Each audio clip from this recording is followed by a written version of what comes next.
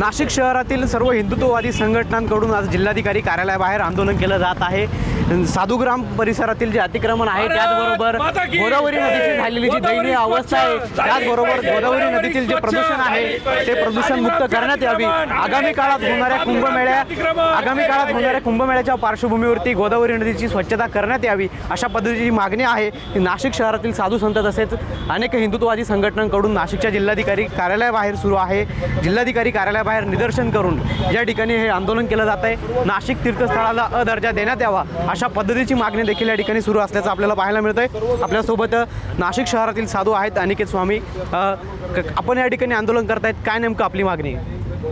गोदावरी जतन व संवर्धन संघर्ष समितीच्या माध्यमातून त्याचबरोबर अखिल भारतीय संत समिती, धर्म समाज, सकल हिंदू समाज आणि सर्व नाशिककरांच्या वतीने कायम प्रशासनाला हीच मागणी आमची आहे की गोदावरी ही निर्मळ, अविरत आणि शुद्ध असली पाहिजे। परंतु गेल्या 10 वर्षामध्ये प्रशासनाचा कारभार अतिशय निंदनीय आहे आणि अतिशय त्या कारभारावरनं आम्ही नाखुश आहोत सर्व नाशिककर। आणि गोदावरीचं जे गटारीकरण कमी व्हायला पाहिजे त्याच्यामध्ये उत्तरोत्तर वाढ होत आहे, तर हे कुठेतरी थांबलं पाहिजे। त्याचबरोबर साधुग्रामच्या जागेवरती जो भंगार बाजार थाटलेला आहे, अतिक्रमण करण्यात आलेलं आहे, ते पण तिथनं तत्काळ हटवलं गेलं पाहिजे। त्र्यंबकेश्वरप्रमाणे नाशिक तीर्थक्षेत्राला सुद्धा अ दर्जा मिळाला पाहिजे अशा पद्धतीच्या सर्व आमच्या मागण्या आहे। आणि याचं हा जो कार्यक्रम आहे हा गणेश भाऊ कदम साहेब हे जे ज्येष्ठ समाजसेवक आहे यांनी हा आवाज उठवला आहे आणि त्यांना पाठिंबा देण्यासाठी आम्ही सर्व अखिल भारतीय संत समिती त्यांच्याबरोबर आलेलो आहोत।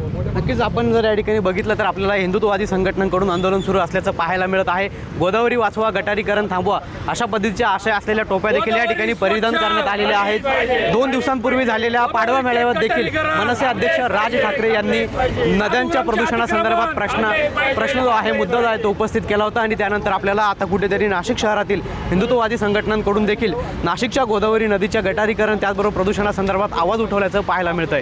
पवन येवले, TV9 मराठी, नाशिक।